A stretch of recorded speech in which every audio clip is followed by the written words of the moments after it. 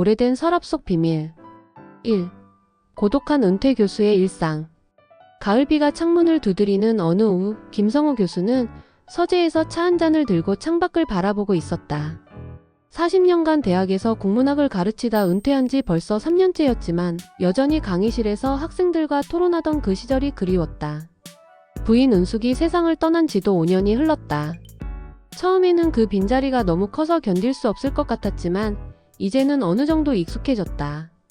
하루 종일 말 한마디 하지 않고 지내는 날도 있었지만 그것마저도 일상이 되어버렸다. 김 교수의 하루는 규칙적이었다. 아침 6시에 일어나 가벼운 체조를 하고 7시에 아침 식사를 한 후 오전에는 독서를 했다. 오후에는 산책을 나가거나 동네 도서관에서 자원봉사를 했고 저녁에는 뉴스를 보며 소일했다. 주말에는 가끔 옛 동료들과 만나기도 했지만 대부분은 집에서 혼자 시간을 보냈다. 그런 김 교수에게 유일한 위안은 미국에 있는 아들 민준이었다. 민준은 어릴 때부터 모범적인 아이였다. 서울대학교를 졸업한 후 미국으로 유학을 떠났고 그곳에서 박사학위를 받은 후 IT 회사에 취직했다. 김 교수는 아들이 자랑스러웠지만 한편으로는 너무 멀리 있어 아쉬웠다. 2. 뜻밖의 귀국 소식. 그러던 어느 날 민준에게서 예상치 못한 전화가 걸려왔다. 아버지, 저 한국으로 돌아가려고 해요. 서울에 있는 대기업에서 좋은 조건으로 스카우트 제의가 들어왔거든요. 김 교수는 기뻤다. 오랜만에 아들과 함께 살 수 있다는 생각에 마음이 설렜다. 하지만 민준의 다음 말은 예상치 못한 것이었다. 그런데 아버지, 제가 결혼했어요. 아내도 함께 한국으로 갈 거예요. 김 교수는 잠시 말문이 막혔다. 아들이 언제 결혼했는지도 모르고 있었던 것이다. 급작스럽게 결혼하게 되어서 미리 말씀드리지 못했어요. 지혜라는 여자인데 정말 좋은 사람이에요. 아버지께서도 분명 마음에 들어 하실 거예요. 김 교수는 복잡한 마음이었다.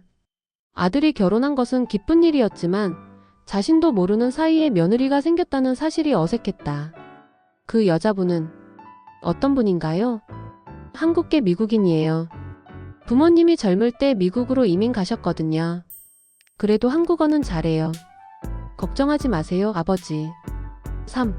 첫 만남의 어색함. 한 달 후 김 교수는 인천공항에서 민준과 지혜를 맞았다. 지혜는 생각보다 평범한 외모의 여성이었다. 키는 보통이고 긴 머리에 환한 미소를 짓고 있었다. 한국어도 유창했지만 억양이 조금 어색했다. 아버님 안녕하세요. 지혜입니다. 만나 뵙게 되어 정말 기뻐요. 지혜는 깍듯하게 인사했지만 김 교수는 어딘지 모르게 부담스러웠다. 너무 친근하게 구는 것 같아서였다. 그는 한국의 전통적인 예의를 중시하는 사람이었는데 지혜의 자유분방한 태도가 영 마음에 들지 않았다. 아, 네. 잘 왔습니다. 김 교수의 대답은 건조했다. 민준은 아버지의 차가운 반응을 눈치채고 어색하게 웃었다. 집으로 가는 길에서도 김 교수와 지혜 사이의 대화는 어색했다. 지혜는 열심히 대화를 시도했지만 김 교수는 짧은 대답으로만 응했다. 아버님, 한국 음식을 정말 좋아해요. 특히 김치찌개를 너무 좋아해서 민준 오빠가 자주 만들어줬어요. 그래요. 아, 그리고 한국 드라마도 많이 봤어요. 아버님 세대 배우들도 잘 알아요. 그렇군요. 민준은 아버지와 아내 사이의 어색한 분위기를 감지하고 걱정이 되기 시작했다. 4. 함께 살기 시작한 새로운 일상. 김 교수의 집은 강남구에 있는 다소 넓은 아파트였다. 3룸으로 이루어져 있어 민준 부부가 들어와 살기에는 충분했다. 하지만 함께 살기 시작하자 여러 가지 문제들이 생겨나기 시작했다. 첫 번째 문제는 생활 패턴이었다. 김 교수는 일찍 자고 일찍 일어나는 규칙적인 생활을 했지만 지혜는 밤늦게까지 TV를 보거나 전화통화를 하는 습관이 있었다. 음악도 큰 소리로 들었고 요리할 때도 시끄럽게 했다. 두 번째 문제는 집안 정리였다. 김 교수는 모든 것을 제자리에 두는 깔끔한 성격이었지만 지혜는 여기저기 물건을 두고 다니는 편이었다. 화장품이 거실 탁자 위에 있거나 옷이 소파에 걸쳐져 있는 일이 잦았다. 세 번째 문제는 음식이었다. 지혜는 한국 음식을 좋아한다고 했지만 실제로는 매운 것을 잘 못 먹었다. 김치를 먹을 때도 물을 계속 마셔댔고 된장찌개는 너무 짜다며 물을 타서 먹었다. 김 교수에게는 이런 모습이 한국 음식을 모독하는 것처럼 보였다. 도대체 김치에 설탕을 넣어서 먹는 사람이 어디 있다는 말인가. 김 교수는 혼잣말로 투덜거렸다. 점점 깊어지는 갈등. 일주일이 지나자 김 교수의 불만은 더욱 커졌다. 지혜는 아침에 일어나면 가장 먼저 하는 일이 커피를 만드는 것이었는데 그 소리가 너무 시끄러웠다. 커피 머신에서 나는 윙윙거리는 소리와 컵을 부딪히는 소리가 아침의 정적을 깨뜨렸다. 민준아, 너 아내에게 좀 말해라. 아침에 너무 시끄럽다. 민준은 난처했다. 아내와 아버지 사이에 끼인 신세가 되었기 때문이다. 아버지, 지혜가 일부러 그러는 건 아니에요. 미국에서 살다 보니 생활 습관이 좀 다를 수 있잖아요. 생활 습관이 다른 게 아니라 예의가 없는 거야. 한국에서는 어른이 계신 집에서는 조용히 해야 하는 거다. 김 교수의 목소리에는 짜증이 섞여 있었다. 지혜도 김 교수의 차가운 태도를 느끼고 있었다. 처음에는 시간이 지나면 나아질 거라고 생각했지만 오히려 더 악화되는 것 같았다. 무엇을 해도 김 교수의 마음에 들지 않는 것 같았다. 민준 오빠, 아버님이 저를 정말 싫어하시는 것 같아요. 제가 뭘 잘못했을까요? 아니야, 아버지는 원래 낯선 사람에게는 시간이 필요하신 분이야. 조금만 참고 기다려봐. 하지만 민준도 속으로는 걱정이 많았다. 아버지의 성격을 잘 아는 그였기에 이 상황이 쉽게 나아지지 않을 것 같다는 생각이 들었다. 6. 오해가 쌓여가다. 한 달이 지나자 작은 일들로 인한 오해들이 쌓여갔다. 어느 날 김 교수가 서재에서 책을 읽고 있을 때 지혜가 청소기를 돌렸다. 김 교수는 독서에 집중하고 있었는데 갑작스러운 소음에 화가 났다. 도대체 시간을 좀 생각하고 살 수는 없나? 김 교수가 서재 문을 열고 나와 소리쳤다. 지혜는 깜짝 놀라며 청소기를 껐다. 죄송해요, 아버님. 모르고? 어른이 책을 읽고 있는데 청소기를 돌리는 게 말이 되나? 지혜는 아무 말도 할 수 없었다. 사실 그녀는 김 교수가 낮잠을 자고 있는 줄 알았던 것이다. 평소 김 교수가 오후 시간에 서재에서 눈을 감고 있는 모습을 자주 봤기 때문이었다. 또 다른 날에는 지혜가 김 교수의 서재를 정리해 주려고 했다가 문제가 생겼다. 선의로 책들을 정리하고 먼지를 털어냈는데 김 교수는 자신의 책 배치가 바뀐 것을 보고 크게 화를 냈다. 누가 내 책을 만지라고 했나? 40년 동안 내 방식대로 정리해온 것을 왜 함부로 바꾸는 거야? 아버님, 도와드리려고. 도움은 필요 없다. 앞으로는 내 서재에 들어오지 마라. 이런 일들이 반복되면서 김 교수와 지혜 사이의 관계는 점점 더 냉랭해져 갔다. 7. 민준의 고민. 민준은 아버지와 아내 사이에서 점점 지쳐갔다. 회사에서 돌아오면 집안 분위기가 언제나 무겁고 어색했다. 아버지는 지혜에게 필요한 말만 하셨고 지혜는 점점 의기소침해져 갔다. 이런 식으로는 안 되겠어. 민준은 아버지와 단둘이 이야기할 시간을 가졌다. 아버지, 지혜에게 너무 차갑게 대하시는 거 아니에요? 지혜도 나름대로 노력하고 있는데. 노력? 그게 노력이라는 거냐? 한국의 예의도 모르고 어른을 배려할 줄도 모르고. 아버지, 지혜는 외국에서 자랐잖아요. 문화가 다를 수 있어요. 문화가 다른 것과 예의가 없는 것은 별개 문제다. 내가 그런 식으로 감싸기만 하면 그 여자는 평생 배우지 못할 거야. 김 교수의 목소리에는 단호함이 들어 있었다. 민주는 더 이상 무슨 말을 해야 할지 몰랐다. 지혜와도 따로 대화했다. 지혜야, 아버지가 좀 까다로우시긴 하지만 나쁜 분은 아니야. 시간을 갖고 천천히 마음을 얻어보자. 민준 오빠, 저 정말 열심히 노력하고 있어요. 그런데 뭘 해도 아버님이 불만족스러워 하시는 것 같아요. 차라리 우리 따로 집을 구할까요? 민주는 고개를 저었다. 아버지를 혼자 두고 나가는 것은 하고 싶지 않았다. 어머니가 돌아가신 후 아버지가 얼마나 외로웠을지 잘 알고 있었기 때문이다. 8. 우연한 발견. 그렇게 갈등이 깊어져 가던 어느 날 오후, 김 교수는 오래된 서랍을 정리하기로 했다. 서재 한쪽 구석에 있는 낡은 서랍장은 몇 년째 손대지 않았던 곳이었다. 부인이 살아있을 때는 그녀가 정리했던 곳인데 부인이 돌아가신 후로는 그대로 방치해두었던 것이다. 서랍을 하나씩 열어보니 온갖 잡동사니들이 들어있었다. 오래된 사진들, 영수증들, 그리고 편지들. 김 교수는 그 편지들을 보며 추억에 잠겼다. 대부분은 자신이 젊은 시절 은숙에게 보냈던 연애 편지들이었다. 이런 것들이 아직도 있었구나. 김 교수는 미소를 지으며 편지들을 하나씩 읽어보기 시작했다. 40년 전의 자신의 글씨체는 지금보다 훨씬 또렷했고 내용도 풋풋했다. 은수가 오늘도 내 생각만 하며 하루를 보냈어. 언제 다시 만날 수 있을까? 시간이 너무 느리게 가는 것 같아. 읽다 보니 얼굴이 붉어졌다.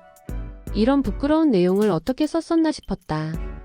그런데 편지 묶음 가장 아래쪽에서 낯선 편지 하나를 발견했다. 필체가 은숙의 것도 아니고 자신이 쓴 것도 아니었다. 편지 봉투에는 은숙의 이름이 적혀 있었지만 보낸 사람의 이름이 다른 남자의 이름이었다. 이게 뭐지? 김 교수는 의아해하며 편지를 펼쳐보았다. 그리고는 그만 손이 떨리기 시작했다. 9. 충격적인 내용. 편지의 내용은 김 교수에게 큰 충격을 안겨주었다. 은수가 어젯밤은 정말 꿈 같았어. 내가 내 품에 안겨있을 때 시간이 멈췄으면 하는 생각이 들었어. 하지만 우리가 이렇게 계속 만날 수는 없잖아. 내게는 약혼자가 있고 나에게는. 미안해 은수가. 나는 너를 진심으로 사랑하지만 이제는 정말 마지막이야. 내가 행복하기를 바라며. 영원히 널 사랑하는 준호가. 편지를 읽은 김 교수는 머리가 멍해졌다. 은숙이 자신과 약혼했을 때 다른 남자와 그런 관계였다는 말인가? 그것도 신체적인 관계까지 있었다는 뜻인가? 김 교수는 편지를 다시 읽어보았다. 날짜를 확인해보니 자신과 은숙이 약혼한 바로 한 달 전이었다. 그리고 편지 말미에 있는 준호라는 이름. 김 교수는 그 이름을 기억하고 있었다. 은숙의 대학 선배였고 은숙이 김 교수를 소개받기 전에 잠시 만났던 사람이었다. 아니야, 이건 뭔가 잘못된 거야. 김 교수는 자신에게 말했다. 하지만 편지의 내용은 너무나 구체적이고 생생했다. 특히 은숙의 신체적 특징을 묘사한 부분들은 정말로 그들 사이에 친밀한 관계가 있었음을 암시했다. 김 교수는 하루 종일 그 편지를 붙들고 있었다. 밥도 제대로 먹지 못했고 잠도 오지 않았다. 40년 동안의 결혼 생활이 거짓이었던 것인가? 은숙이 자신을 속이고 있었던 것인가? 10. 의심의 연쇄. 그날 이후 김 교수는 은숙에 대한 의심을 품기 시작했다. 과거의 기억들을 하나하나 되짚어보며 혹시 다른 증거가 있었는지 찾아보았다. 은숙이 가끔씩 늦게 들어오던 날들이 있었다.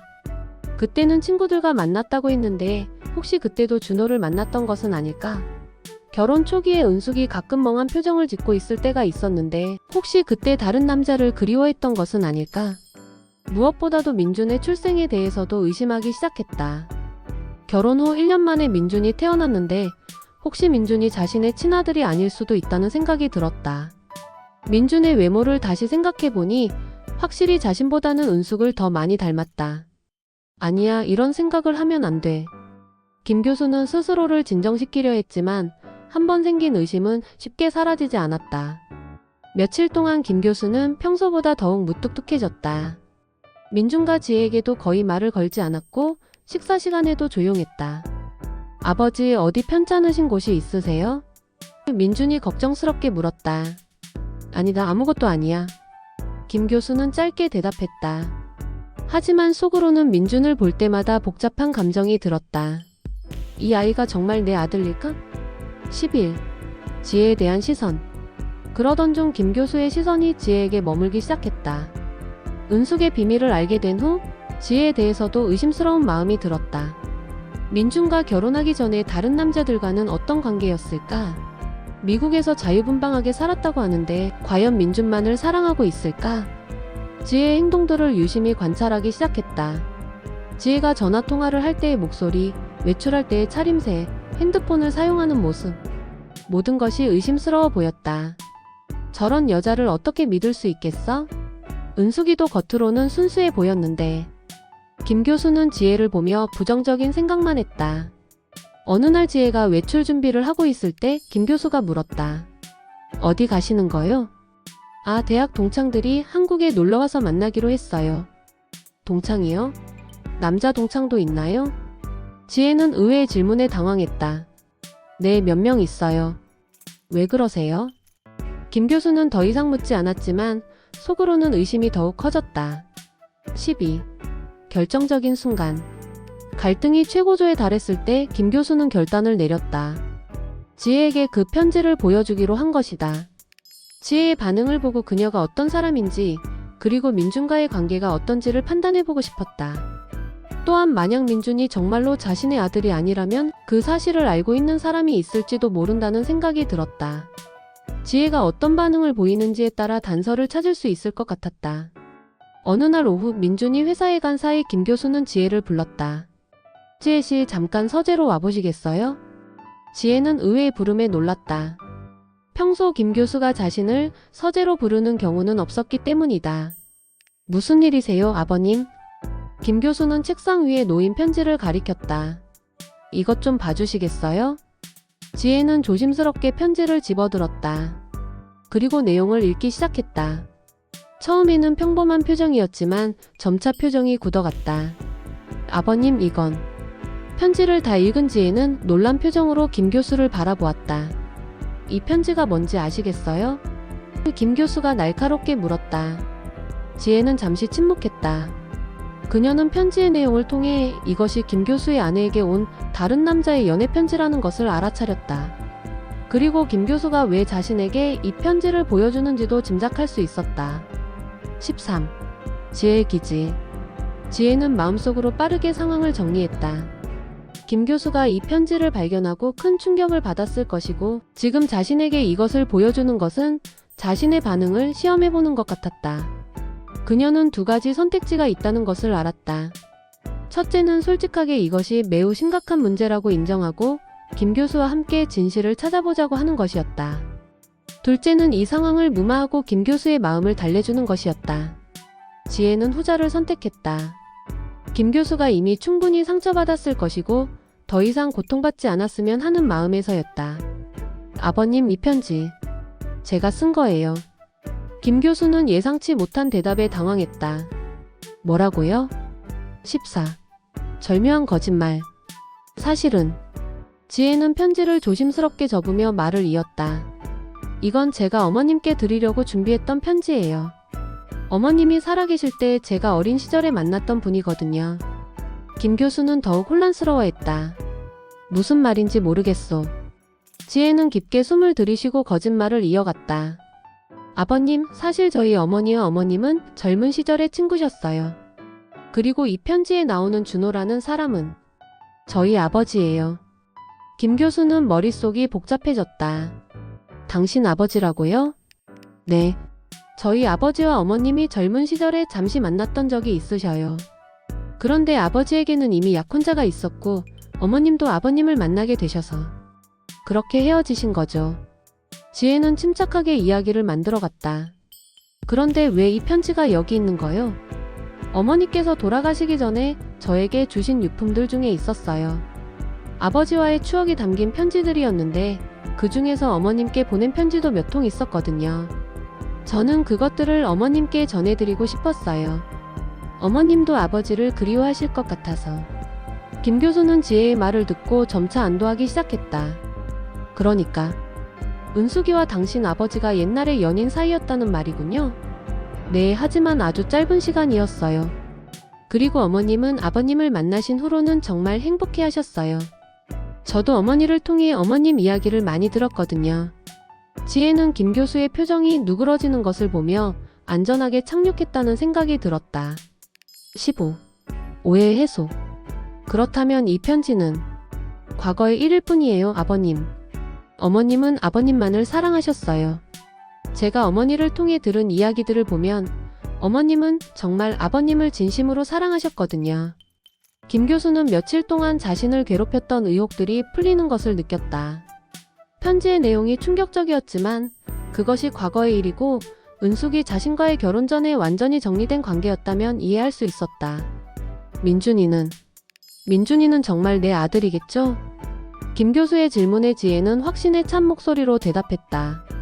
물론이에요, 아버님. 민준 오빠는 아버님을 정말 많이 닮았어요.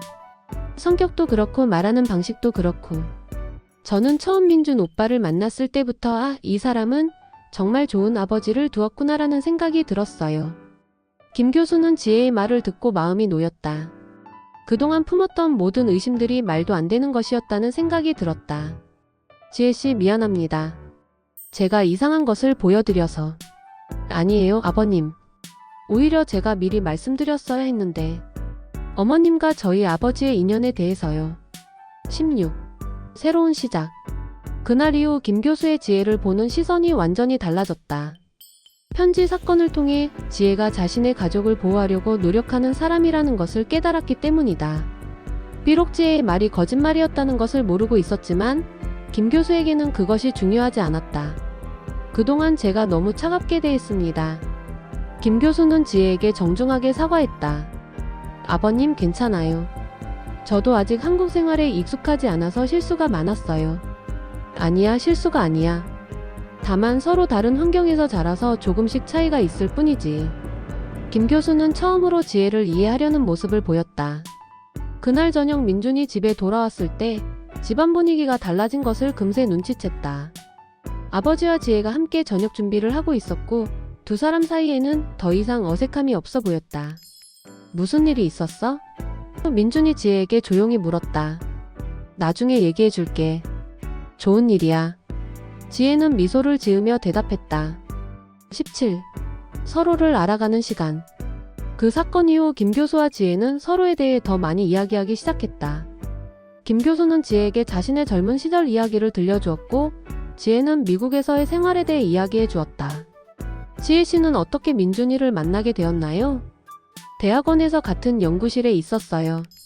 처음에는 그냥 선후배 사이였는데 민준 오빠가 정말 성실하고 친절한 사람이라는 걸 알게 되면서 자연스럽게 가까워졌어요. 그때 민준이는 어땠나요? 정말 열심히 공부했어요. 그리고 항상 다른 사람들을 도와주려고 했고요. 아버님을 정말 많이 그리워했어요. 한국 이야기를 할 때면 눈이 반짝였거든요. 김 교수는 지혜의 이야기를 들으며 아들이 외국에서도 자신을 생각해 주었다는 사실에 뿌듯함을 느꼈다. 아버님은 어떻게 어머님을 만나셨어요? 지혜도 김 교수에게 호기심을 보였다. 은숙이는 정말 아름다운 사람이었어요. 외모도 그렇지만 마음씨가 특히 예뻤죠. 항상 다른 사람들을 먼저 생각하는 사람이었어요. 김 교수의 목소리에는 그리움이 담겨 있었다. 저도 어머님을 뵙고 싶었어요. 민준 오빠가 어머님 이야기를 할 때면 정말 자랑스러워했거든요. 은숙이도 민준이를 자랑스러워했을 거예요. 그리고 지혜씨 같은 좋은 며느리를 얻게 되어서 기뻐했을 거고요. 18. 비밀스러운 유대감. 흥미로운 것은 편지 사건 이후 김 교수와 지혜 사이에 묘한 비밀스러운 유대감이 생겼다는 점이었다. 김 교수는 지혜가 자신의 비밀을 지켜준 사람이라고 생각했고 지혜는 김 교수를 위해 선의의 거짓말을 한 자신의 행동에 대해 복잡한 감정을 가지고 있었다. 민준 앞에서는 둘 다 그 일에 대해 언급하지 않았지만 가끔씩 눈빛을 교환하며 서로를 이해한다는 신호를 보냈다. 아버님, 오늘 저녁에 제가 김치찌개를 끓여볼까요? 그래요, 좋아요. 이번에는 제가 도와드리겠어요. 아, 정말요? 감사해요. 이런 대화들이 자연스럽게 오가기 시작했다. 19. 가족이 되어가는 과정. 몇 달이 지나자 김 교수, 민준, 지혜 세 사람은 진정한 가족이 되어갔다. 김 교수는 지혜에게 한국의 전통과 예의를 가르쳐 주었고 지혜는 김 교수에게 젊은 세대의 문화와 생각을 알려주었다. 아버님, 이 드라마 정말 재미있어요. 같이 봐요. 지혜가 TV 앞에서 김 교수를 부르면 처음에는 시큰둥했던 김 교수도 점차 함께 시청하기 시작했다. 요즘 젊은 사람들은 이런 걸 보는군요. 네, 이 배우 정말 멋있지 않아요? 나쁘지 않네요. 이런 소소한 대화들이 일상이 되었다. 김 교수는 지혜에게 서예를 가르쳐 주기도 했다. 붓을 이렇게 잡고 천천히 호흡을 맞춰가며 써보세요. 이렇게요? 아, 어려워요. 처음에는 다 어려워요. 천천히 하세요. 지혜는 김 교수에게 영어와 컴퓨터 사용법을 가르쳐 주었다. 아버님, 이 버튼을 누르시면 이메일을 보낼 수 있어요. 이메일이라. 정말 신기한 세상이군요. 한번 익숙해지시면 정말 편할 거예요. 20. 지혜의 내적 갈등. 하지만 지혜는 마음 한켠에 항상 죄책감을 가지고 있었다. 김 교수에게 거짓말을 했다는 사실이 때로는 무겁게 느껴졌다. 특히 김 교수가 자신에게 더욱 친절하게 대할수록 그 거짓말이 더 큰 부담으로 다가왔다. 이게 정말 옳은 일이었을까? 지혜는 혼자 있을 때 자주 이런 생각을 했다. 하지만 김 교수가 편안해하는 모습을 보면 자신의 선택이 틀리지 않았다는 생각도 들었다. 진실을 말했다면 김 교수는 평생 고통 속에서 살았을지도 모르니까.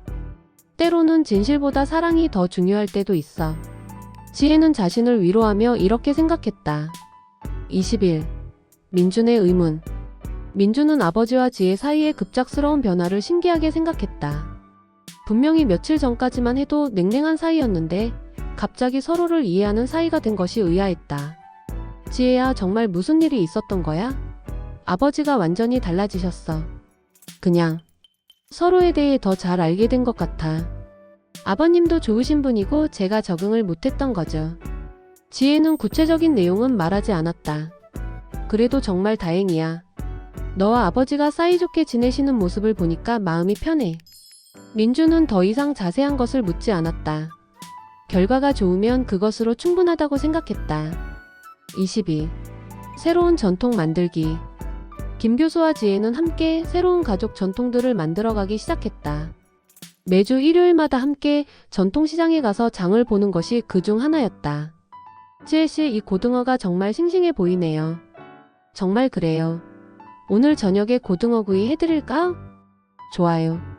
그런데 비린내가 안 나게 하려면 알려주세요. 배우고 싶어요. 이런 대화를 나누며 두 사람은 함께 요리하는 즐거움을 발견했다. 또 다른 전통은 함께 산책하는 것이었다. 저녁 식사 후에 근처 공원을 걸으며 하루 있었던 일들을 나누곤 했다.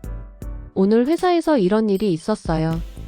지혜가 자신의 직장 생활에 대해 이야기하면 김 교수는 조언을 해주었다. 그럴 때는 이렇게 해보는 게 어때요? 오, 좋은 아이디어네요. 23. 깊어지는 신뢰. 시간이 지나면서 김 교수와 지혜 사이의 신뢰는 더욱 깊어졌다. 김 교수는 지혜를 완전히 가족으로 받아들였고 지혜도 김 교수를 진정한 아버지처럼 여기게 되었다.